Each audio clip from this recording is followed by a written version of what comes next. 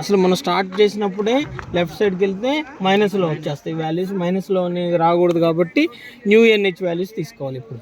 So new తీసుకోండి, ఓకేనా. So new తీసుకున్న తర్వాత ఈస్టింగ్ ఎంత ఇవ్వాలని చెప్పాను, మనం తీసుకోవాలి అనుకున్న ఏరియాని బట్టి, ఓకేనా.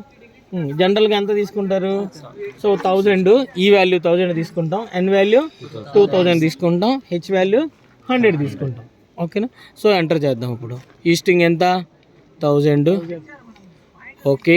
Next northing 2000, okay. So height so 100, okay చేసేయాలి, okay. So station name ST1 అని అడుగుతుంది, అవును. ఇవన్నీ అంతా చూసుకున్న తర్వాత జాబ్ నేమ్ అన్ని కోఆర్డినేట్స్ ఇవేనా అని అడుగుతుంది. సో కంటిన్యూ చేసేసింది.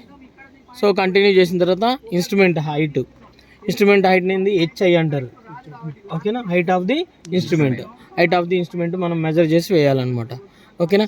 సో ఈ క్రాస్ ఇయర్స్ యొక్క సెంటర్ పాయింట్ నుంచి మెజర్ చేయాలి. టేప్ ఉందా, అందులో ఉందని చూడండి బాక్స్లో, లేదంటే ప్రిజం రాడ్ తీసుకోండి. ప్రిజం స్టాండర్డ్ హైట్ ఎంత